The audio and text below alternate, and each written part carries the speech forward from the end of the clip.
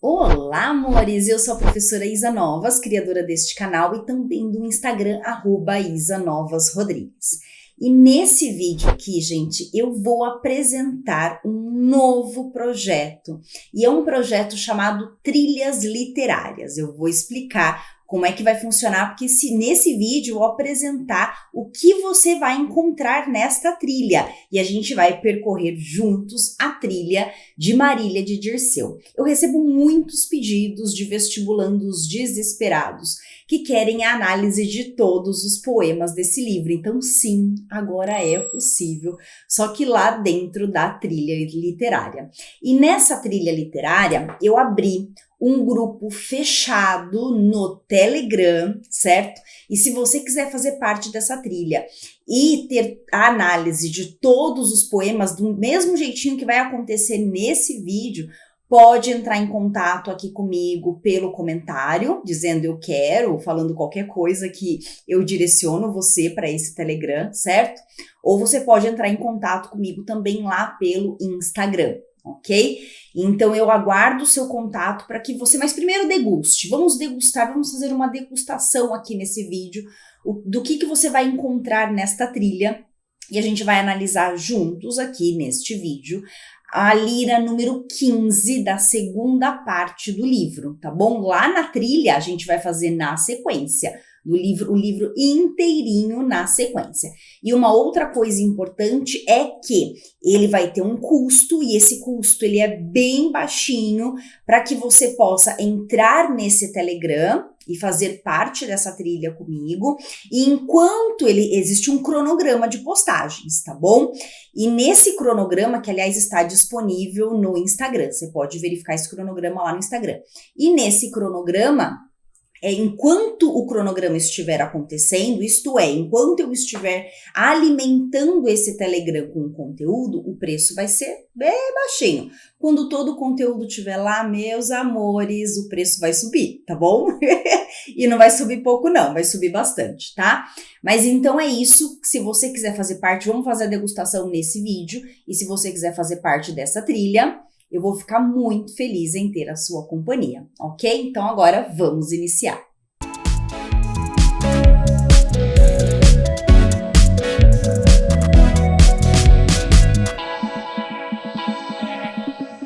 Eu uso, meus amores, esta edição do livro aqui, mas você não precisa usar essa mesma edição. Aliás, Marília de Dirceu está em domínio público e vocês conseguem abaixar esse livro inteirinho de forma legalizada, inclusive no site, que é o dominiopublico.org.br, tá bom? Então, se você não tem o livro, é legal que você tenha, né, ou um PDF ou o seu livro físico para que você possa acompanhar. E no final dessa trilha, eu gostaria muito que o seu livro ficasse assim como o meu, olha, deixa eu tentar mostrar aqui, todo anotado. É essa a ideia, certo? E você pode, claro, fazer isso no seu PDF também. Então, lira 15 da segunda parte do livro. Então, eu vou fazer a leitura. Essa lira aqui tem 10 estrofes. Deixa eu conferir. 1, 2, 3, 4, 7, 8, 9, 10 estrofes, tá bom? Então, eu vou estrofe por estrofe. Primeiro, eu vou fazer a leitura da estrofe integral, para que você possa conhecer essa estrofe. E daí eu volto fazendo todos os comentários e apresentando as análises dessa estrofe em questão, tá bom? Então vamos lá. Primeira estrofe. Eu, Marília, não fui nenhum vaqueiro, fui honrado pastor da tua aldeia, vestia finas lãs e tinha sempre a minha choça do preciso cheia. Tiraram-me o casal e o manso gado, nem tenho a que me encoste um só cajado. Tudo rimadinho, né? Mas não sei se vocês perceberam, para quem já conhece, na trilha a gente vai fazer na sequência, tá? Mas para quem já conhece, esta lira é uma retomada triste da primeira lira do livro, a lira 1 da primeira parte do livro, tá? É uma retomada triste, é uma retomada melancólica.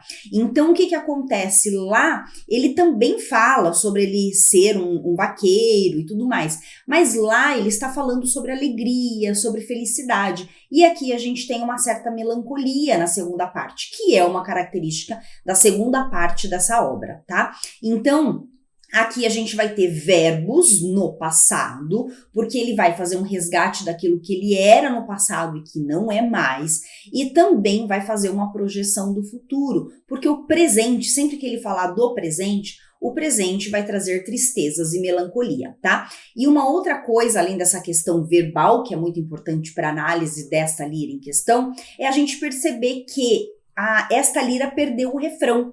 Então, lá na lira 1 da parte 1 tinha refrão. Aqui não tem mais o refrão, tá? Porque o refrão era um momento de alegria e um momento de exaltação. Então, aqui a gente também não tem refrão. Então, vamos lá.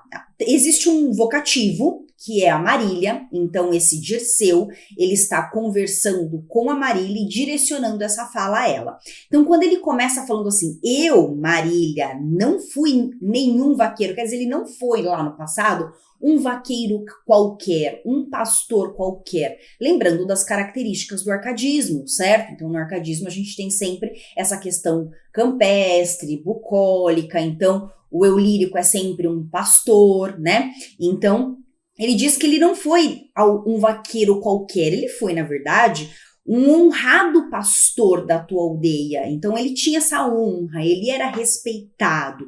Ele vestia finas lãs e tinha sempre a minha choça do preciso cheia. Então, ele vestia, inclusive, roupas finas, elegantes, de um tecido muito chique, né? E ele tinha a choça, o significado de choça, que é a casa dele, né? Então, aquela casa onde ele morava, ela tinha sempre tudo que era necessário, estava do preciso cheia. Ele tinha tudo que era necessário para viver, vivia com fartura. Tiraram-me, daí vem aqui, né, a questão do presente, tiraram-me o casal e o manso gado, nem tenho aqui me encoste um só cajado, quer dizer, o que ele tem hoje? Então, quando ele pensa no passado, ele está comparando aquele passado glorioso com o que ele não tem mais hoje, porque tiraram dele, nesta condição de vida atual, tudo que ele tinha. Tiraram a casa, tiraram o gado, tiraram as plantações, tiraram todos os seus bens. Vamos agora para a próxima estrofe.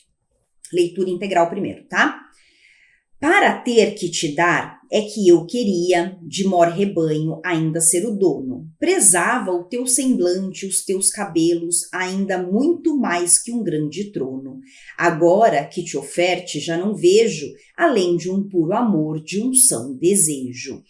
Então, nessa segunda estrofe, ele faz a mesma coisa que na primeira, só que com outros elementos, né? Então, quando ele começa lá, para ter que te dar é que eu queria, de mor rebanho, ainda ser o dono. Então, ele tá falando que ele só queria ainda possuir o rebanho dele, né? Todo aquele pasto e tudo mais. Ele queria possuir esses bens. Não era para ele, não era para se engrandecer, né? Ele, na verdade, queria para poder dar para ela tudo, para poder ofertar conforto e riqueza para ela. Daí ele continua dizendo que prezava o teu semblante, o prezava aqui, né, no sentido de dar valor, né? Então ele prezava, ele dava valor para o semblante dela, para os cabelos dela, quer dizer, para ela, né? Então ele dava valor para ela ainda mais que um grande trono. Então, quer dizer, um grande trono, que seria a maior conquista, né, de poder relacionada à questão do poder e riqueza e tudo mais, ele trocaria tudo isso para possuí-la, porque ela para ele, ela tem mais valor do que qualquer outra coisa, do que bens, do que poder e tudo mais.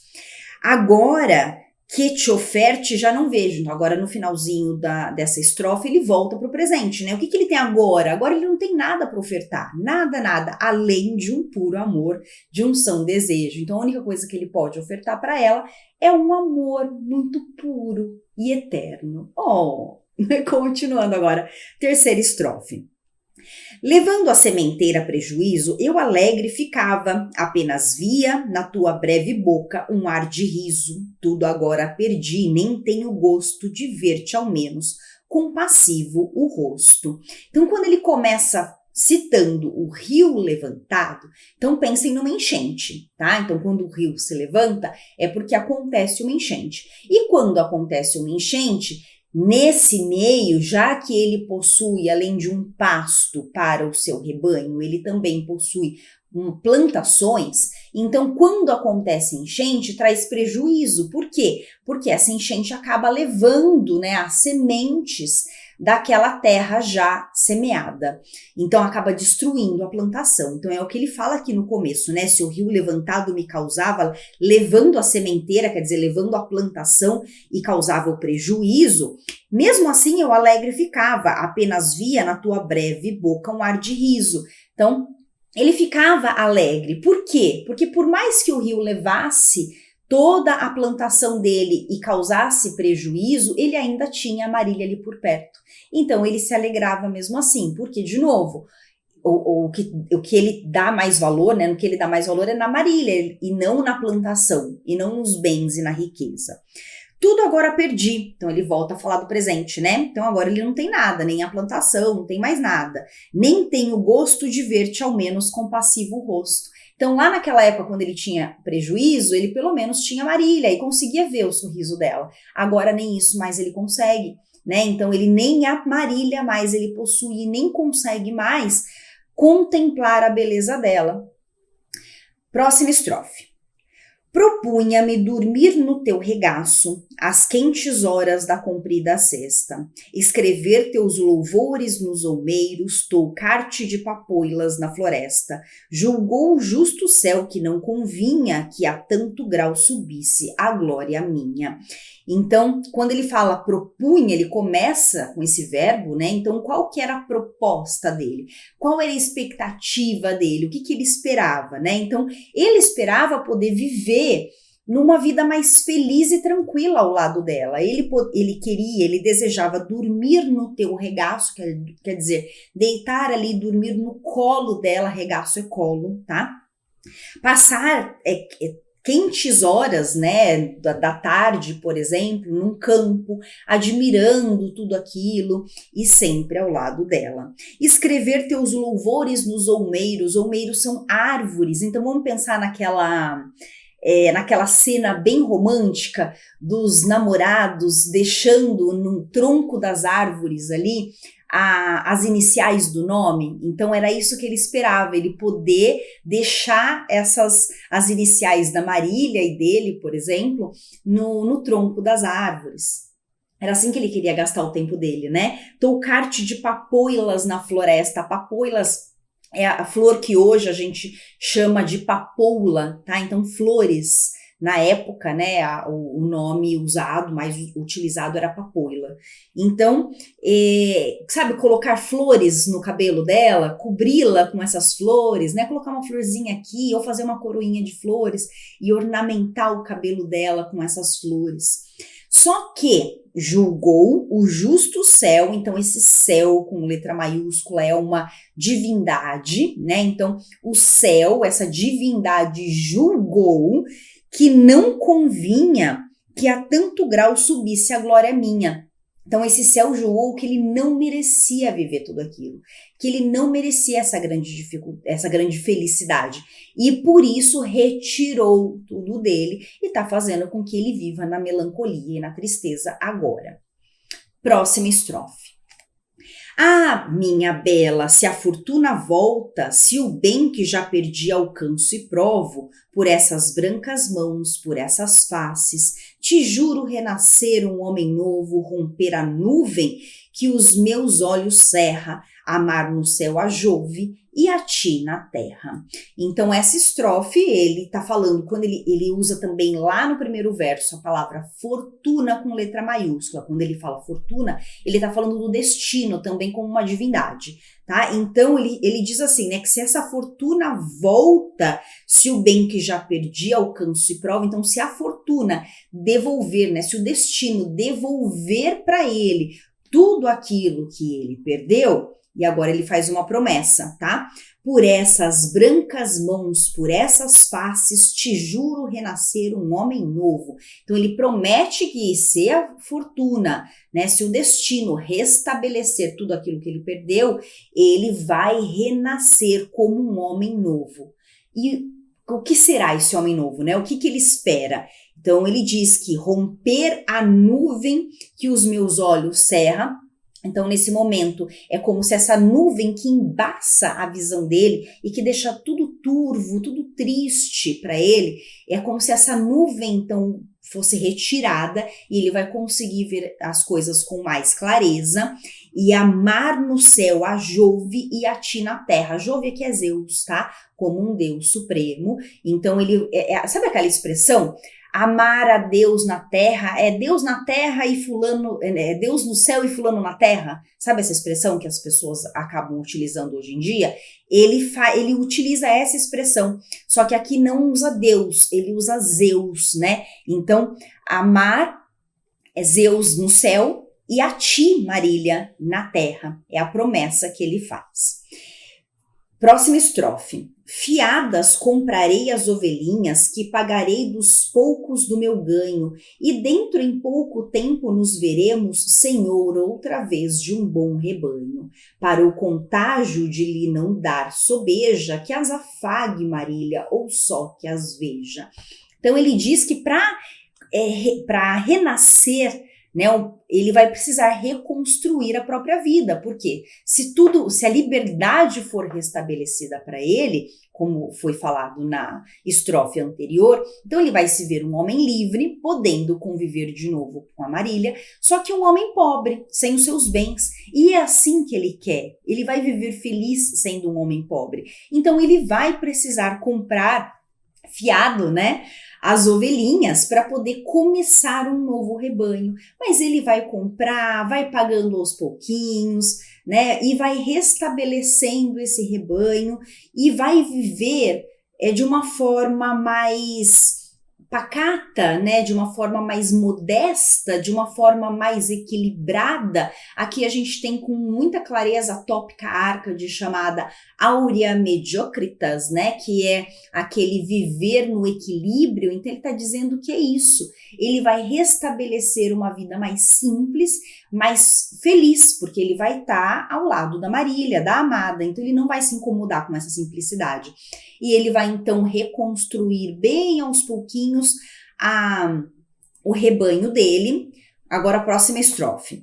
Se não tivermos lãs e peles finas, podem muito bem cobrir as carnes nossas, as peles dos cordeiros mal curtidas e os panos efeitos com as lãs mais grossas.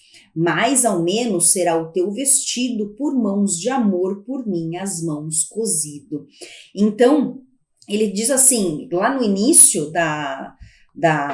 dessa lira, e também na lira 1, ele fala sobre as vestimentas, né, que eles utilizavam vestimentas finas, de panos elegantes. E aqui ele diz que se ele não tiver mais esse tipo de tecido, né, se não tivermos lãs e peles finas, não tem problema, porque a gente vai cobrir a nossa carne, a carne do nosso corpo, né? A gente vai cobrir o nosso corpo com tecidos grosseiros, isso não tem problema. No entanto, ele termina a estrofe dizendo, mais ou menos será o teu vestido, quer dizer, o seu vestido, Marília, por mais que seja de um tecido grosseiro, ele vai ser feito com muito amor e com muito carinho, nem que eu precise para isso fazer com as minhas próprias mãos. Eu posso, inclusive, costurar o seu vestido para que você tenha um vestido muito bonito para usar. Próxima estrofe. Nós iremos pescar na quente cesta com canas e com cestos os peixinhos. Nós iremos caçar nas manhãs frias com a vara envisgada os passarinhos. Para nos divertir faremos quanto reputa o varão sábio, honesto e santo. Então até para comer eles vão comer com simplicidade, nem que eles precisem ir à beira do rio e pescar os seus próprios peixinhos. Nem que eles precisem caçar os seus próprios passarinhos, as suas próprias aves, mas eles vão caçar com muita alegria, porque eles estarão felizes juntos, né? E para nos divertir faremos quanto reputa, né? O reputa que significa considerar, o quanto considera um varão sábio, honesto e santo. Então eles viverão felizes e farão todas essas tarefas com muita alegria e com muita simplicidade, porque eles vão conseguir viver esses prazeres da vida. Penúltima estrofe, tá acabando. Nas noites de serão nos sentaremos, cos filhos se os tivermos à fogueira, entre as falsas histórias que contares, lhes contarás a minha verdadeira. Pasmados te ouvirão, eu, entretanto, ainda o rosto banharei de pranto. Então, aqui nesta penúltima estrofe, ele diz que nessas noites ele está idealizando esse futuro. Ele continua, né, idealizando esse futuro e que eles sentarão ali numa noite, já com filhos, então ele imagina até filhos, eles sentarão em torno de uma fogueira e contarão histórias para esses filhos. E dentre essas falsas histórias que a Marília vai contar, ela vai contar, quando fala falsas histórias, quer dizer historinhas inventadas, narrativas contadas para os filhos, né?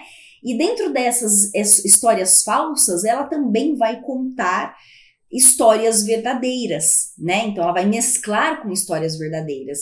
E nessa história verdadeira, ela vai contar a história de sofrimento do próprio Dirceu, o que ele viveu, ele foi obrigado a se afastar desta amada e depois restabeleceu o contato com ela. E quando ele ouvir essa história sendo contada pela própria Marília, mãe desses filhos, ele vai chorar. Só que é um choro de tristeza, não é um choro de tristeza, quer dizer, não é um choro de tristeza, é um choro de alegria, porque ele vai chorar pensando que eles conseguiram vencer e estão agora juntos, né? Pasmados te ouvirão, e eu, entretanto, ainda o rosto banharei de pranto. Então ele vai chorar, porque eles viveram uma história muito bonita, uma história que passou ali por percalços, né? Alguns sofrimentos, mas eles conseguiram vencer tudo isso. E agora a gente vai para a última estrofe. Vocês estão gostando? Se vocês gostaram aqui, porque eu estou fazendo uma degustação de como é que vai funcionar lá dentro desse Telegram fechado, tá? Entre em contato comigo para você fazer parte dessa trilha literária, que a gente vai fazer isso com todas as liras do poema, do livro Marília de Dirceu. E então, tendo toda a análise de tudo, gente, não tem como errar a questão no vestibular, não é mesmo? Então agora vamos para a última estrofe para fechar esse poema. E aliás, deixa sua curtida aqui, compartilha com os colegas para você me ajudar nessa divulgação desse novo projeto que eu acabo de criar, tá nascendo agora, tá? Última estrofe. Quando passarmos juntos pela rua, nos mostrarão com o dedo os mais pastores, dizendo uns para os outros, olha os nossos exemplos da desgraça e são os amores. Contentes viveremos desta sorte até que chegue a um dos dois, a morte. Então, nesta última estrofe, ele está falando que quando os outros pastores passarem e contemplarem os dois juntos e unidos, essas pessoas vão dizer algumas palavras. E essas palavras serão o quê? Olha os nossos exemplos da desgraça e são os amores. Então eles vão comentar uns com os outros. Esse casal aqui é exemplo da desgraça, porque eles viveram um período de afastamento, sofreram por isso. No entanto, é um exemplo também de amor eterno, porque eles conseguiram vencer todas essas dificuldades e tiveram um final feliz. E termina o poema dizendo assim, contentes viveremos desta sorte. A gente vai viver contente todo esse resto da nossa vida até que chegue a um dos dois, a morte. Então é um amor eterno, né? Então eles vão viver se amando eternamente. É uma promessa, né? Uma projeção de um futuro feliz ao lado um do outro ali, vivendo esse amor até o dia da morte. E assim termina. Espero que vocês tenham entendido todo o poema, né? Toda esta lira, e é isso que vai acontecer lá neste projeto da trilha literária. Então deixo o convite aqui para que você participe da trilha Marília de Dirceu, e a gente vai traçar aqui, né, vamos viver juntos esta aventura de conhecer todas as liras desse livro, tá bom? Então é isso, fica aqui o convite, deixa a sua curtida, compartilhe com os amigos, e entre em contato comigo ou aqui pelos comentários desse vídeo ou lá no Instagram, @IsaNovasRodrigues. Grande beijo, tchau, tchau e até o próximo vídeo.